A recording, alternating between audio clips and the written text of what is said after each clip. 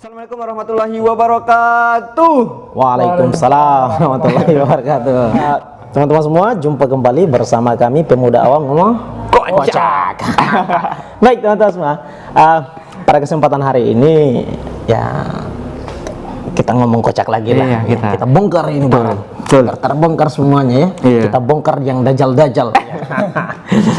Ini informasinya lengkap teman-teman. Di Iya. sini banyak orang-orang timur dan saya selaku orang Jawa. Dan saya netral. Indonesia saya. Gitu Jeff. Yang di samping siapa ini, Bang? Hah? Masih tetap sama. Ini Mahmud MD. Oh bukan, Mahmud maksudnya. Mahmud, ya. Ya, bukan Mahfud. Oh, iya betul. Kalau Mahfud mah itu yang pejabat itu. Iya, sedikit menyerempet sih namanya. Iya ya. Mahmud. 11-12. Iya. Kayaknya pemikirannya juga nanti 11-12 ini, Bang. Oh beda-beda mirip. Iya.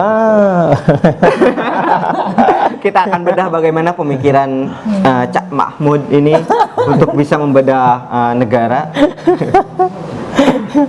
Ya begini teman-teman semua, James. Iya. Rasa-rasanya kan kemarin kita dihebohkan dengan kritikan Jalan Dajjal ya. Iya, Dari betul, siapa? betul. Bima. Dari Lampung Bima itu ya. Lampung. Sebenarnya isu-isu ini udah bosan juga kita bahas di Iya, sini. sebenarnya Iya. ya dan kita mah enggak cuman kita sentil dikit-dikit aja Iya, gitu sentil karena lagi, memang- Nah, ini kan begitu kita dihebohkan dengan perkara ini, hari ini kita dihebohkan lagi dengan perkataan jalan neraka. Iya benar. Dajjal versus neraka. Ya, ini kritikan dari ini berbeda. Iya, Tadinya iya, dari betul. yang di Lampung itu kan dari rakyat biasa ya. Iya. Nah, sedangkan yang ini adalah dari seorang pejabat ya.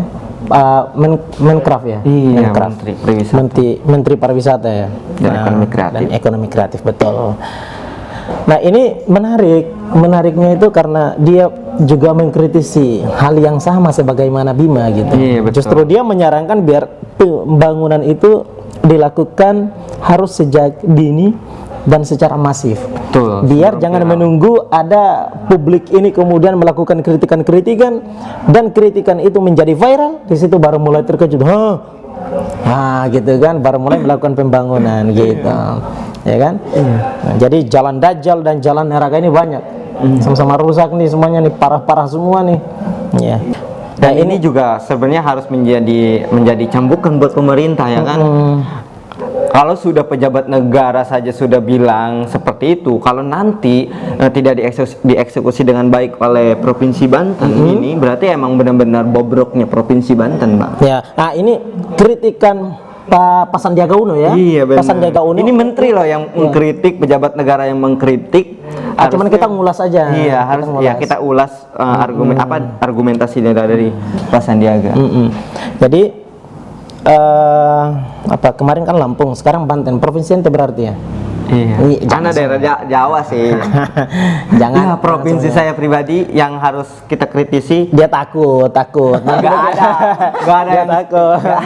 Dia takut begitu selesai ngomong di sini, ini kita viral. di penjara ya. Atau di kan Banten terkena santet ya. Atau dia disantet gitu kan. Masih ada ya begitu-begitu ya. Masih. Kita tuh harus istilahnya menjaga tradisi dan budaya kita. Iya. Ya, karena siapa lagi yang akan menjaga tradisi dan budaya selain kita pribadi Gitu. sebagai kaum muda. Bagaimana pandangan Cak Mahmud mengenai tentang pejabat negara yang mengkritisi istilahnya panggungnya sama nih seperti Bima di Lampung, panggungnya sama tapi gayanya berbeda. Yang satu pejabat negara, yang satu rakyat biasa. Betul. Bagaimana pandangannya? Ya, pandangan terkait Menteri Pariwisata ya. Iya betul. Dalam hal ini sebenarnya ini juga menjadi sebuah apresiasi juga sih terhadap Menteri Pariwisata. Cari aman ya Bapak. Cari aman banget. Dalam arti bahwa tidak perlu lagi untuk bagaimana menunggu rakyat itu harus mengkritik atau memviralkan lagi jalan-jalan. Artinya apa? Itu sudah menjadi sebuah tugas dan tanggung jawab sebagai seorang pemimpin di daerah itu tertentu, bagaimana bisa melihat persoalan infrastruktur dan lain sebagainya. Tidak perlu lagi setiap hari harus ada rakyat menjadi kritik terus capek juga rakyat ini untuk setiap hari memikirkan negara ini. Ya, sepakat. Betul itu. Dan seakan-akan emang benar, maksudnya kalau sebenarnya kasus ini harus viral, pembangunan harus viral, seakan-akan emang pejabat negara di daerah atau di provinsi tersebut nggak guna, Nggak berfungsi. nggak berfungsi dengan baik. artinya rakyat mau Ini urus statement. persoalan. Dia mengira kita ini kritik-kritik itu nggak capek dia. Iya. Kritik itu juga capek kita. Netizen itu butuh kuota, Bapak. Iya, kita itu capek dan kritik by digital itu juga butuh kuota, duit lagi. Kita butuh modal, Pak, butuh modal. Sedangkan Bapak sudah ada anggarannya. Bukan saat nyalek aja baru butuh modal.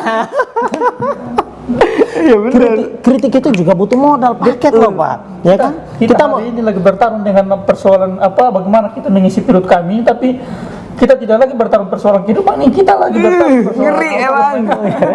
Betul. Dia kira kita ini kritik itu nggak capek, kita kritik juga capek dan kita juga butuh hidup yang santai, yang nyaman gitu. Betul. Nah, maka dengan itu ya sadar sebenarnya, Iya. ngaca gitu, sadar gitu. Biar sedikit berguna menjadi pejabat. Iya. Berarti bener sih dari perkataannya Cak Mahmud nih emang seakan-akan emang rakyat ini harus bersuara terlebih dahulu baru akan didengar. Iya. Dan bersuaranya bukan bersuara lantang di jalan sekarang, lebih lantang di media sosial. Betul, justru. Jadi biar kemudian tidak selalu mendapatkan gelombang-gelombang kritikan, ya kan? Gelombang-gelombang ini serangan. Ya udah hentikan dan yuk sadar lalu lakukan pembangunan. Sadarlah bahwa yuk sebagai pejabat itu punya tugas adalah untuk melakukan perbaikan dari aspek infrastruktur berbasis pada jalan dan juga infrastruktur berbasis pada sumber daya manusianya. Nah, ini yang semestinya harus dilakukan. Ketika ini sudah selesai dilakukan, saya kira rakyat kita ini misalnya nggak bakalan melakukan dan kita nggak bakalan ngomong sekeras begini misalnya, betul. kita nggak bakalan ngomong kayak begini karena kita pun juga sadar ngomong begini itu pun juga butuh duit masalahnya. Dan kita juga harus memikirkan bagaimana kita ngomong seperti ini apa dampaknya dan lain sebagainya. Ente kira saat nyalek doang yang baru bisa butuh duit, ya kan? Ngomong begini nggak butuh duit, ngomong begini pun juga butuh duit. Ini kayak judul lagu loh Bang, yang lagu seluruh dunia ini harus tahu bahwa aku mencintaimu, dan sekarang ini sama seluruh dunia atau seluruh Indonesia ini harus tahu dulu baru jalan diperbaiki. Mencintaimu gitu. Ya, Jadi jangan. seakan-akan sekarang nih emang pejabat nih emang harus dipiralkan, satu Indonesia ini harus tahu dulu Dipopulerkan, bahwa, iya, kita main populer Iya, karena kita populer. bicara di Respon populer. kita respon dan kita ingin populerkan gitu ya. Baru pejabat negara akan bertindak. Ini emang statementnya Pak Sandiaga Uno ini harus diancurkan Ini jempol. keren, iya walaupun ini nyari aman ya. Biasanya kita dari podcast pertama kedua Ya, nggak ya, nyari ya, aman, ya, sekarang nyari aman. Nyari aman. Nggak tahu sih kenapa harus nyari aman. Ya. Ada Mahmud juga. Dan selain kita nyari, bukan kita yang nyari aman sih sebenarnya, tapi maksudnya Pak Sandiaga yang cari Uno. aman. Dan gitu. bagus statementnya Bang. Saya patut akui. Emang benar. Dia. Seakan-akan kita nih sebagai rakyat harus bersuara Ya, lantang. ini seolah-olah Pak Sandiaga ini mau ingin kritis si PUPR, Pak. Pak Basuki nih. Padahal langsung aja Bapak, itu jalan banyak yang rusak. Nanti besok-besok dibalas lagi sama Pak Basuki, Iya. ya kan? Pak Sandi, itu banyak pariwisata yang masih hancur kok, gitu. Nggak dikelola dengan baik. ya kayak melempar kotoran kepada diri sendiri dan orang lain. Yuk pejabatin yuk, saling serang-serangan yuk. betul. Nah itu, ini perkara yang memang sebetulnya tidak kita inginkan ya. Betul. Ya, jadi di provinsi NT ini masih juga bermasalah nih. Iya, Pak. sebenarnya. Katanya jalan neraka ya. Tapi gini, yang saya ketahui mungkin Ini kita kemarin kan kita nantang capres kan? Iya. Untuk uji pikiran kan. Nah sekarang kita kita nantang James Saya yang ini. diuji pikiran sekarang. Kita nantang James. Oke. James berani nggak kira-kira mengkritik secara keras ini kepada Pak Gubernur, Bapak ya Gubernur ya? Bapak Gubernur. Dan juga Bupati di NT nih. Sebenarnya gini, kalau khususnya di Kabupaten Lebak, yang saya kira kalau untuk jalan kabupaten ya itu sudah bagus Bang. Ini bukan ente cari aman. Bukan, emang sudah bagus. Dibandingkan yang dulu, ini sudah bagus pembangunan jalan, infrastruktur jalan ini udah bagus, dan saya kira mungkin di pembangunan jalan-jalan desa yang sekiranya emang tidak ada tuh aspal nempel, itu hanya hanya batu-batu aja. Yang di desa itu. Yang di desa, mungkin pembangunan jalan desa yang harus sekiranya ini di Kabupaten Lebak ya, nggak tahu nanti di Kabupaten Pandeglang, karena Pandeglang juga sama jalan Tapi ini rusak. desa kan punya anggarannya ada ya. Iya, semua Desa kan juga nggak bangun. maksudnya mau desa, kecamatan, kabupaten, provinsi semuanya ada anggarannya. Tergantung siapa pejabatnya. Nah, nice, betul. Iya kan? Tapi saya acungkan jempol juga untuk Pak Bupati Lebak. Kenapa saya nggak Bapak apa ibu nih? Ibu, kalau Bupati Lebak Bu Iti. Nah. Bagus jalan sekarang sudah bagus.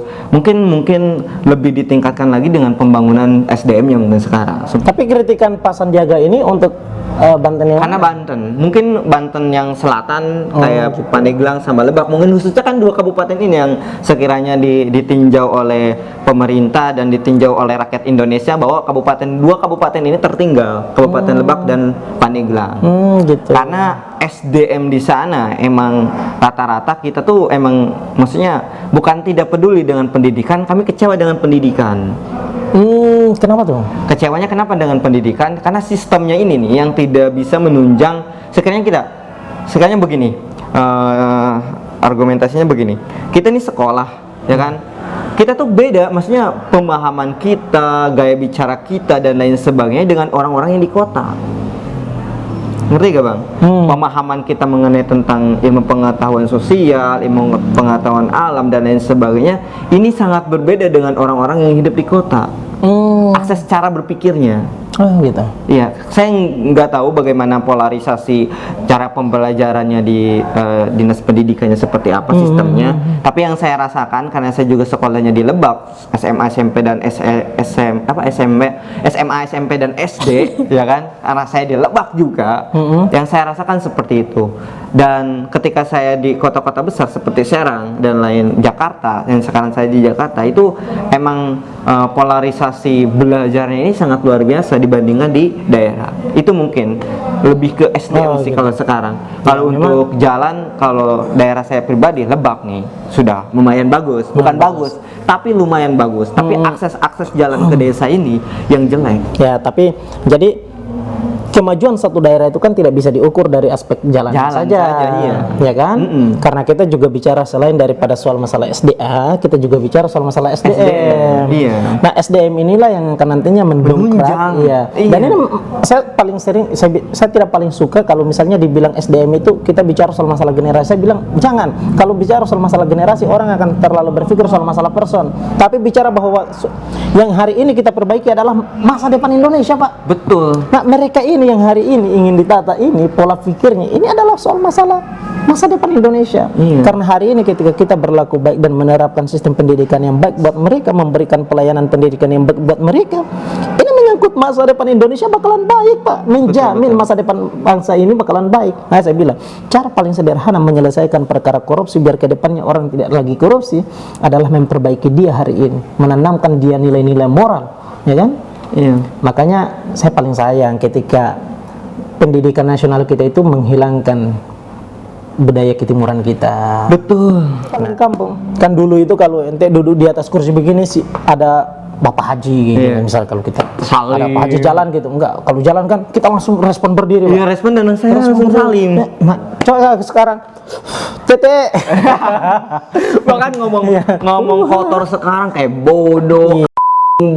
Pokoknya hewan sekarang udah biasa. Dulu saya pas waktu kecil, Pak, ngomong sepertinya ke ibu ngomong, ih, udah dia hantem ibu-ibu sebenarnya. Itu. Ya kan jangan membentak. Gitu. Ya kan. Kalau sekarang ngomong bodoh dan saya sekarang juga mulut saya juga karena lingkungan, kalau lingkungan keluarga saya pribadi, keluarga saya pribadi emang kita harus hormat kepada yang lebih tua, menghormati orang yang berilmu. Walaupun sebenarnya gini, Bang, abang sepertinya lebih muda daripada saya. Abang itu berilmu, saya itu harus salim ke abang. Walaupun abang itu usianya belasan tahun, saya sebenarnya puluhan tahun, saya harus salim ke abang. Karena di keluarga saya itu, khususnya di Lebak, itu menghormati ilmu sama menghormati umur. Betul. Tapi sekarang udah nggak ada. Bahkan saya sendiri yang sudah diajarkan seperti itu sering berkata-kata kasar karena pengaruh lingkungan. Tapi kalau saya di keluarga sendiri, kalau saya pulang ke rumah, saya juga sering menyetop. Betul. Ini masalah nih karena aduh, sekarang tuh pokoknya generasi kita sekarang itu ya hampir ya, bukan berarti kita ini baik-baik. Kita ini juga generasi bobrok juga, kadang-kadang. Tapi insya Allah kita akan selalu melakukan perbaikan itu. Ya, kita mencoba untuk menghilangkan perkataan yang memunculkan semua kebun binatang, Pak. Iya, betul. Kan? Anak-anak sekarang, pokoknya sekarang itu kalau kok dikit-dikit kebun binatang itu keluar. Oh, dikit lagi ini hewan ini bakalan keluar, hewan ini keluar.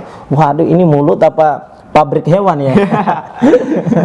Ya mungkin karena sistem pendidikannya ini bang, Ya, yang ya. harus dirombak. Kan ada yang namanya apa, sekolah merdeka ya, Iya. yaitu Kurikulum merdeka. kurikulum merdeka. Ini saya rasa juga kurang sedikit berguna kurikulum merdeka ini. Ya emang kurikulum merdeka itu kan tidak berdasar sebenarnya kalau menurut saya ini. betul. Keras ini ngomong. Iya, soalnya gini. Semalam juga kita diskusi soal masalah ini sih soalnya. Soalnya begini. Sekarang sudah dibumingkan kurikulum merdeka, tapi rata-rata nih masyarakat yang di Lebak, Bukta Aksara ini ya banyak juga. Pandeglang, Bukta Aksara banyak juga. Begini, kan kurikulum merdeka justru begini semakin mengancam orang bakalan semakin tambah buta, Pak. Iya. Masa begini, kan kurikulum merdeka dia memberikan hak kemerdekaan buat siswa katakanlah untuk memilih kepada siapa dia mau belajar, ya kan? Gitu. Betul. Justru ini yang saya kira keliru masalahnya. Kita hanya cuman mengambil sampel untuk memunculkan adanya kurikulum merdeka ini berbasis pada Data. something less Something. of learning Iya, gitu. betul. Jadi learning loss kan gitu Iya. karena corona. Karena berdasarkan 2 tahun kita ditimpa musibah pandemi. Betul. Kalau kemudian kita ngambil sampel, oh ini semestinya harus dirubah kurikulumnya, harus dirubah. Aduh, ini kok kurikulumnya harus dirubah gitu. Nah, itu yang saya kira. Jadi ada Dan perkara jangan sampai juga bang, setelah Pak Nadiem ini lengser, selesai jadi menteri, ini dirombak lagi menjadi kurikulum Nah, apa gitu. itu bukan sesuatu yang tidak mungkin, Pak. Ini sesuatu yang Iya, maksudnya kurang ya. lebih menjadi buruk di republik ini, bahwa kurikulum kita itu berdasarkan imun penguasanya. Iya. Jadi ketika dulu itu sebelum Pak Nadiem itu, nah ada kurikulum K13 itu kan. Nah, lalu kemudian hari ini Pak Nadiem dibuat lagi kurikulum merdeka. Mungkin besok pengganti Pak Nadiem itu bakalan buat kurikulum reformasi. Iya, masalah gini. Sebagai anak dari timur nih, Pak Mahmud MD, bagaimana pandangan mengenai tentang, maksudnya istilahnya masalah SDM yang harus viral dulu kan, SDA nih, pembangunan kan sudah viral terus diperbarui. Sekarang SDM-nya nih, apakah SDM juga harus viral dulu, melihat masyarakat ada yang tidak baca harus viral dulu, habis itu baru pejabat ini bergerak atau gimana? Soalnya kan Ini kabupatennya, masalahnya kabupaten yang terburuk juga masalahnya. bagaimana pandangan dari orang apa timur? namanya, dari Maluku terkhususnya saya. Iya, betul. Saya terkhususnya di Kabupaten Buru Selatan. Ini salah satu kabupaten yang kemudian dia punya penataan sistem pemerintahnya itu sangat amburadul, bisa dikatakan seperti itu. Iya, Jadi iya. dari semua aspek, Iya. mulai dari infrastruktur, pendidikan, kesehatan dan lain sebagainya. Iya. Betul. Tidak apa namanya, tidak amburadul gimana? Ini Kabupaten Buru Selatan, pusat kotanya adalah Kota Nambroli, itu saja persoalan apa namanya, listriknya aja saja itu nyala itu pakai apa namanya, Giliran. sistem giliran. Gile bapak. Ibu Lucu sekali kan.